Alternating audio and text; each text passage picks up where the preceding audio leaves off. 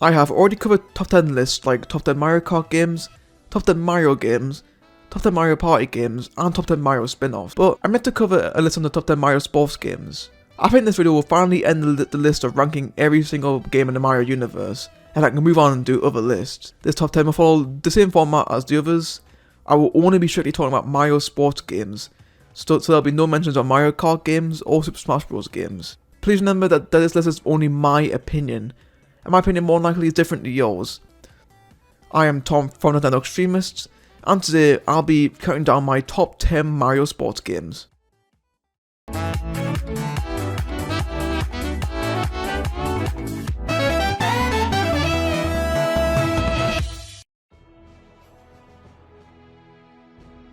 Kicking off the list at number 10, we have Mario and Sonic at the Olympic Games. I can almost guarantee that you weren't expecting this game to be here, and that's probably because it's not highly rated by Nintendo fans. In fact, the whole game series is quite low rated. However, I think this game and another in the series that's on the list are often overlooked because of the series. Mario and Sonic at the Olympic Winter Games is a huge improvement over the original Olympic Games, and although there are some flaws, I think it's a fun game to play. When you start the game, you're treated to a nice cinematic opening, as well as seeing the original characters. You also see the addition of Silver, Metal Sonic, Donkey Kong and Bowser Jr. to the roster, which was a nice touch. One thing about this game that I like is there is something more worthwhile for solo players in the form of festival mode. This is basically playing through 16 days of events escorted by Toad and Cream, earning medals and racking up points. However, everyone in the Mario Sonic universes show up to challenge you, keeping you on your feet. Omega challenges you to a speed skating race, Jet challenges you to a snowboard race, King Boo does a downhill run, and Boney Bowser and his Dry Bones team challenge you to a game of slap shooting the dead. It's nice to see some other characters, but wouldn't it have been cool if beating them made them playable? Oh well, I guess you can't have everything. While there are no unlockable characters, winning events and festival or single match does get you star points, which you can spend in the local Alpine village to unlock music tracks, custom snowboards, and bobsled designs, outfits for your Miis, and Olympic trivia. Just like with the original game, the game varies in the fun factors. Some like hockey are a blast to play, but then you get stuff like speed skating, which is just a nightmare. I can't help but wonder why Wii Motion Plus wasn't incorporated into this, given it wouldn't enhance much in some games, but for ones like figure skating where pinpoint precision is next to impossible, it might have helped. However, while Wii Motion Plus is missing, you can see the balance board is absolute crap to use. It either reads your moves too heavy or not at all. I found some games like hockey were really easy to beat, but ones like the half-pipe snowboarding seemed impossible. I would fly into the air, flip 20 times and land perfectly and still not do better than the 6th place. Like I said before, the game does have its flaws, but I can still enjoy playing it. If you're a die-hard Mario and Sonic fan and just love them being in the game together, then you can have fun with it, but honestly, it deserves its spot at number 10 as there are better games out there. Again, you may have not expected this game to be on the list, but Mario Tennis Open is a very underrated game. Yes, it's not as good as its predecessor Mario Power Tennis, but it's still a good game and I found that a lot of people agree with me. There are two styles of controls. You can use touchscreen or the buttons. I prefer the buttons, but I would occasionally use the touchscreen to control my chance shots. The tournament mode is awesome. You get 8 championships to play in. The stages themselves are the standard Mario Tennis courts, ranging from the sandy courts of the desert, Bowser's Castle and an icy court. In Mario Tennis Open, it encourages you to take the advantage of customization features and mini-games, primarily Super Mario Tennis. The mini-game with Luma is also awesome, because you have to hit the squares that don't lead to the black hole, and take risks by collecting star pieces to get more points. Using the customization feature lets you buy extra gear from the store for your Mii, which only enhances replay value. The graphics look nice, but the 3D effect is almost non-existent. There's barely any depth at all, and you can hardly tell the difference. The music is pretty good though, and even features a remix song from Wario Land 3. However, one critique I have is that most of the sound effects have been recycled from Mario Power Tennis. It would have been nice to hear some new sound effects, but like I said before, you can't have everything. Mario Tennis Open is a must-buy for the 3DS. The customization features and mini-games definitely help to improve it. The tournament mode is great fun, and the extra modes of gameplay breathe new life into this 3DS title. Don't worry guys, this will be the second and last Mario and Sonic game to make on this list. You can now stop panicking. Mario and Sonic at the London 2012 Olympic Games only just improves on the last 2 games, and just like with the Winter Olympics, this game is quite often overlooked. Within this group of mini-games, there are 4 new events: badminton, canoeing, horseback, show jumping, and football. Now, it is nice to have at least a few new non-cycle sports to experience, But playing through each of them here, it's easy to see why none of them were good enough for the original game. Badminton is just a basic Wii remote swinging volley fest, as you mindlessly slap a shuttlecock back and forth until one side or the other messes up, and then sets up a point-winning super shot for the opposing team. Canoeing is just reduced to your rhythm game, as you simply swing the controller in time with an on-screen graphic again and again. The horseback riding, or the equestrian event, however you want to say it, is mostly just arm-tiring waggling, combined with a need to balance the controller and the truck between the obstacles, which doesn't seem to register subtleties in your hand position very well. And football? It's pretty bland. My Strikers Charge did it so much better than this. Now, I especially like the dream events in this game. One of them is called the Dream Space Walk, which, if you didn't already work out, is inspired by Super Mario Galaxy 2, and actually has a monster from the original Super Mario Galaxy. The idea is that you guide your character to some on-screen circles by tilting the Wii Remote up, down, left and right, and then defeating the Pee-wee Piranha. All 20 characters from the Winter game return as usual, though with a few new voice changes. The music in this game comes from both Nintendo and Sega games. However, most of them come from either Super Mario Galaxy 1 and 2 or Sonic Heroes. The invincibility music also comes from New Super Mario Bros. Wii. The London 2012 also has a London Party mode, which allows for maximum multiplayer possibility. You go around London, competing in events and collecting stamps for your team, with the most stamps obviously being the winner. Now, I would have loved to have seen Sega's developers work more closely with Nintendo, and perhaps integrate Motion Plus support into some of the returning events for this game, to make them feel and play differently than they did 4 years ago. The new reality ignoring dream events, the multiplayer London Party mode, and the presentation of London itself are all wonderful here. Now, this game is probably the best out of what's a pretty bland series now, and honestly this is probably the last somewhat mediocre title on this list.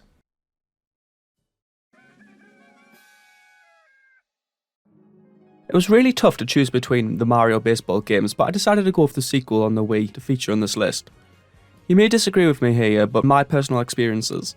It seems as though Nintendo have almost neglected some Mario sports genres, mainly sticking with the tennis and Olympic games. With the odd golf game here and there, this is a series I wish they'd bring back. The game looks stunning for a Wii game made 2007, the character roster is also very unique and diverse in this game. Something that you don't see too often in Mario spin-offs. The gameplay is similar to a regular game of baseball, but there's a twist.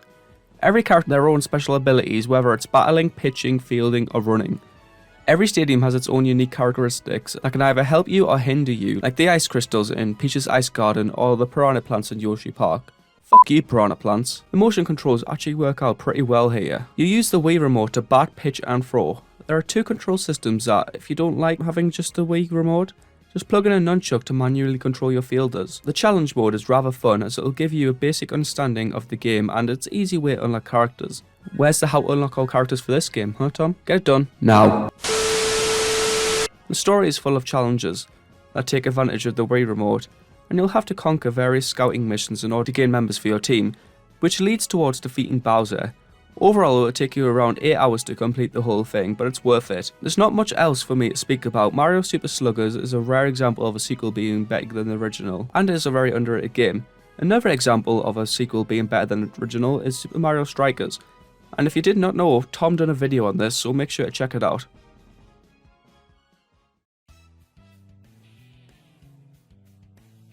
If you're an older fan of the channel, you already know how me and Tom feel about Mario Strikers games. However, if you're a newer fan, let me tell you what we think about Super Mario Strikers on the GameCube.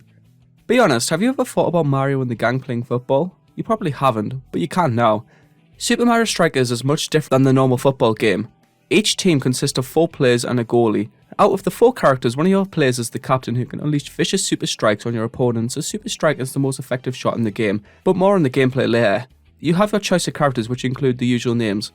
After you choose your main character, you can have your choice of 4 sidekicks, who are the Koopas, Birdos, Hammer Bros and Toads. Fucking Toad. The gameplay for Super Mario Strikers is really good. At every instant in the game, you have precise control over the character that you are focused on. The most effective move in the game is to check your opponents and then go steal the ball for a counter-attack. Also, you can use spin and deck moves to get away from your opponents, or you can risk it all and go for a steal. Throughout a typical match, your characters acquire something that they can use on an opponent, including red shells, green shells, speed mushrooms, bomb-bombs, and bananas, and a few more. In order to win on the higher difficulty levels, you must master the technique of using your weapons and super strike abilities together. When you first start the game, you have the ability to participate in cup battles. There are 4 cup battles available, including both round robin and playoff formats. After you beat these cup battles, you can unlock the Super Team and the Super Cup battles. The only difference between the two is the Super Cup battles allow you to use the Super Team. Every player can use a Super Strike, and the round robin or playoff formats are longer. I was expecting a little more, but the bread and butter of the game is its multiplayer. However, there is one disappointing factor in this game, that being the lack of stadiums. In total, there are about 6 different stadiums, each having a unique look. However, they all play the same. In a Mario sports game, you would expect each stadium to have its own unique features. If you're a fan of a sports game and want a fast-paced, action-filled game to play with your friends, Super Mario Strikers is that game and deserves its spot at number 6. But before we move into the top 5, shameless plug. Half the video out of the way, me and Tom want to talk to you about the official NX Warehouse Discord server, in which we talk to you guys, get ideas from you guys, and just to get to be ourselves to you guys. If you want to see behind the scenes of the channel and get to know us, and make sure to join the Nintendo Extremist Discord server. Links will be in the description and in the iCards. With that out of the way, it's time to move on to the top 5 best games. Into the top 5, and we're starting with the only DS entry on this list, Mario Hoops 3-on-3. Now, if you saw my video on why Mario Sports Mix is a hidden gem, then you'll know that this game was inspiration for the Wii version. Mario Hoops 3-on-3 uses the DS touchscreen for shooting, passing, side steps, and just about everything other you can pull off. It is a good use for the touchscreen that's often clever and gives you a variety of moves to choose from at any given moment. That sets you up with some unique strategies that come into play when you're going up against another player. As the title indicates, the game pits teams of 3 players against one another, which is nice because it means that the court isn't too crowded, which allows for that extra bit of challenge. As you'd expect from a Mario themed sports game, the rules are quite different from real life. The biggest one is that the way that scoring works. You'll never really see a 2-pointer in this game. Instead, the number of points you score for a basket varies and seems dependent on the type of shot and how many coins you're holding onto when you score. Question mark tiles litter the floor of the court, and dribbling on them while tapping the touchscreen earns you coins. You can also earn coins while dunking by executing a charge dunk, which leaves you hanging up in the air near the basket while coins ring up. However, this shot can be risky to pull off, as it leaves your team wide open, and the opposition can just easily score. The list of different moves goes on, and many of them have proper counter moves. If you are playing against a player of similar skill, the moves and counter moves can be interesting. There are 4 cups of multiple difficulties levels for each tournament that unlock as you play, as well as 5 settings for exhibition matches. In the harder games, they'll swipe the ball from you if you get careless, and they'll usually block your charge dunks as well. But scoring is really difficult.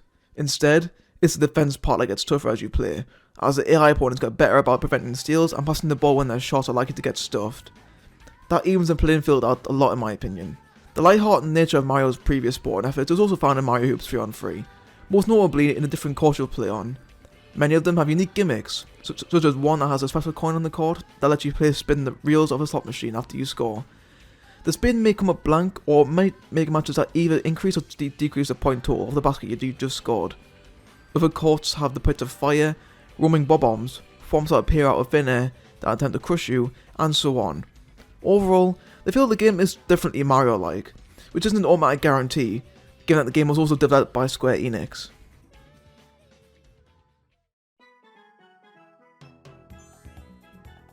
It's fitting that a new Mario Golf game came out for the Switch this year, and this was the first console game since Mario Golf on the GameCube.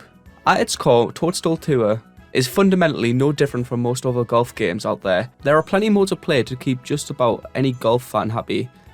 The standard tournament, match play, and skins play modes are all present, and there are several modes that are a bit more unique. There's a double modes where 2 players play as a team, alternating turns at taking swings at the ball. The character match mode puts you in a match game against a computer controlled character, and a winning game in this mode will reward you with a star character for the character you beat, which gives you a little extra kick to the character swing. The play mechanics in Mario Golf Toadstool Tour are fairly simple to get a hang of, though they're deep enough to provide a satisfying experience for expert players. Before you tee off, you can adjust where your club will make contact with the ball, which influences the arc of the ball, whether it slices or hooks. While in recent years golf franchises have decided to do away with the classic free-click swing mechanic in favour of an analog swing mechanic, Mario Golf keeps it digital, though you can choose to use an automatic or manual accuracy mechanic on the fly. The screen is always jam-packed with information such as the line of your ball, wind conditions, and the altitude where your ball will land relative to where you're swinging from. The better your understanding of this information and how it affects your ball, the better your game will be. The manual gives a surprisingly well-detailed explanation of the nuts and bolts mechanics of how golf works, and there's a pretty helpful game tutorial as well. The presentation of this game is just what you'd expect from a top-tier Nintendo title, though the first few courses you'll play have the look and feel of a regular real-world golf course. They quickly diverge into wildly themed courses. The first real taste you get of this craziness is on Peach's Invitational course, which is modelled after the first few levels in Super Mario 64, and it captures the feel of that game flawlessly. And though the game gets deep into the fantasy settings, the realism of the turfs you'll play on keeps the game anchored to some semblance of reality. The characters you'll play as, which include a good dozen or so recognisable Mario-related characters including Wario, Donkey Kong, Princess Peach and Luigi. They look great in fact, and they've arguably never looked better. The overall level of detail is great, from the grass that will cling to your club after you've swung a shot from the deep rough, to the impatient bulls that will float across the screen urging you to hurry up if you take too long to play a shot. Though it doesn't throw around jazzy lightning effects with reckless abandon, their limited use is effective. Whenever you execute a swing at maximum power, your ball will explode off the tee, and depending on your character, a crazy trail will follow your ball. While it's in the air, Mario's shot gets a fireball effect, Wario's gets a blue tinged electrical effect, Birdo gets a rainbow effect, and so on. What it lacks in cutting edge technology it makes up for with a lot of heart, and ultimately it just feels like a Mario game. When you stand back and look at Mario Golf Toadstool Tour on its own terms, you'll find an excellent game of golf that provides a different experience that differs from other Mario Golf games on the market. It definitely deserves its spot, but just makes it shy of top 3. Which games have made the cut? Let's find out.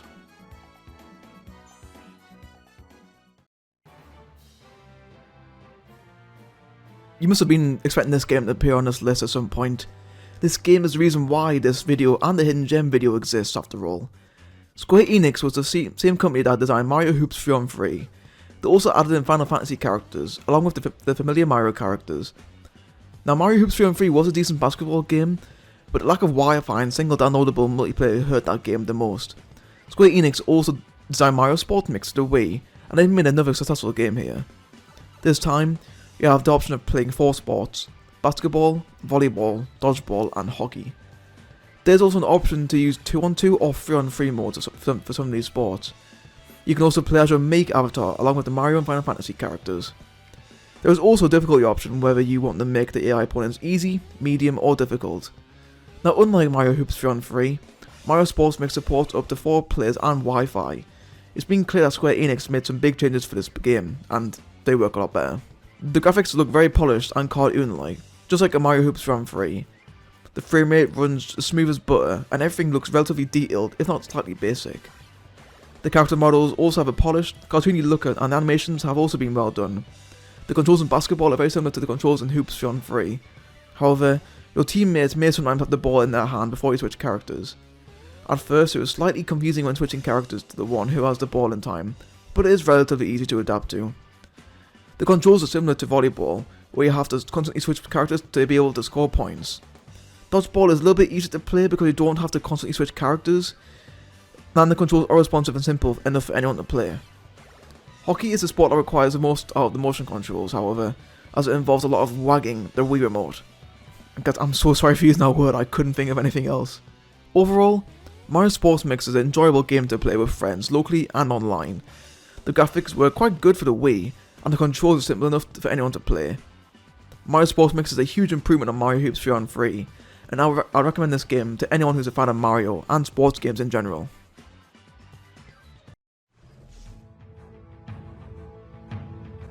Now, Super Mario Strikers on the GameCube was a good game, but Mario Strikers Charged on the Wii managed to completely beat that. Now, just like with the original, you begin by selecting a team captain from primary Mario characters, such as Luigi, Bowser, Peach, Daisy, Wario, and of course Mario himself. Now there are 12 captains in all, each with unique stats in movement, shooting, passing and defense. Once you've got your captain, you then select 3 teammates from the lesser known Mario characters, those being Shy Guy, Monty Mole, Birdo, etc. Now for those who played the original Mario Strikers, you'll note that this is different from the original, where in that game you can only have one type of teammate.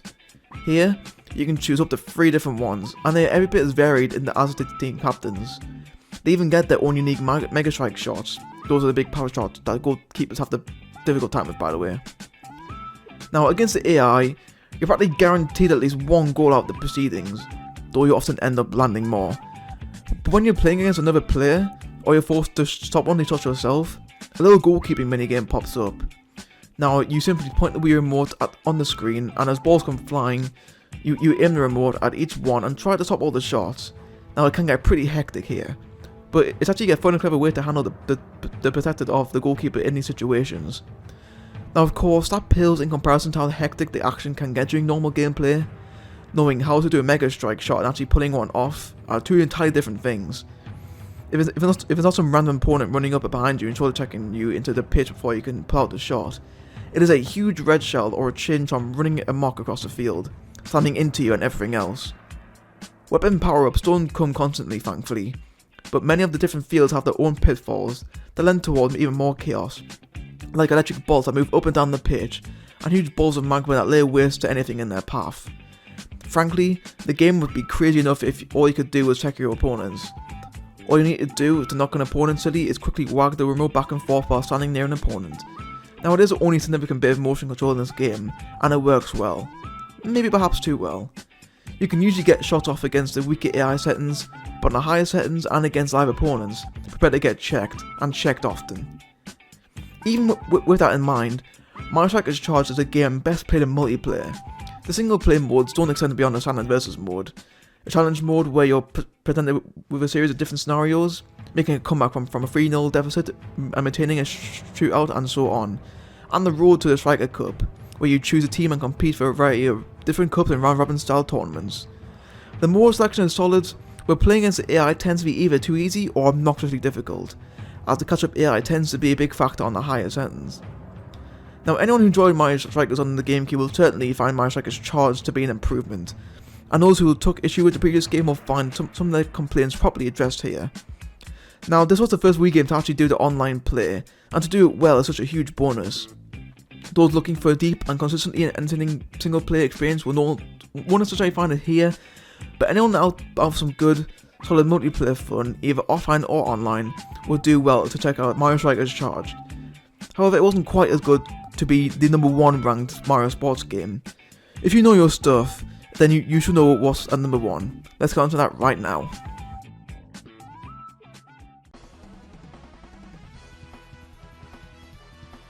Coming in at #1, we have Mario Power Tennis. The GameCube did an excellent job in producing some Mario sports games, and this game is no exception. In fact, it was that good that it was actually ported over to the Wii. Mario Power Tennis is a fantastic example of Nintendo in top form. Here is a game with brightly coloured visuals and cheery music, but under this exterior lies a deep and challenging game of tennis. Now, it certainly takes some liberties with the sport, because last time I checked, you weren't allowed to actually bring giant hammers or jetpacks onto the court. But these twists definitely keep things interesting, and are intrinsic to the goofy, character-driven style of the Mario name. No matter how you look at it, though, this is hands down the single best GameCube tennis offering, and it's probably also one of the most enjoyable tennis games you can find. Now, because of the wild visuals and some of the insane mechanics that this game adds to the mix, the great lengths of Mario Power Tennis goes into making its fundamental tennis mechanics incredibly realistic and not immediately obvious. The power of your shot is affected by your position relative to the ball's height, and the direction in which you're going to hit the ball. Each character also has a unique set of strengths and weaknesses, which makes you choose how you play, and almost as important. And on top of the core gameplay, Camelot added some really wild mechanics that let the game earn its Mario name. Each character is outfitted with a pair of unique super moves, one offensive and one defensive. Though the actual animation routines each character goes through is different, the defensive move always serves the purpose of saving a shot that you're too far removed from to hit. These super moves add an extra level of strategy to the gameplay, and they add a ton of personality to it as well. However, each time you activate one, you are forced to watch a little canned animation sequence. Now, they're all bizarre and funny the first few times you watch it, but eventually you become aware of how dramatically these mini cutscenes affect the pacing of this game. Now, Mario Power Tennis is broken up into a few different modes. Like all exhibition modes, the exhibition mode here lets you choose your own player, your opponent, and the court for one match.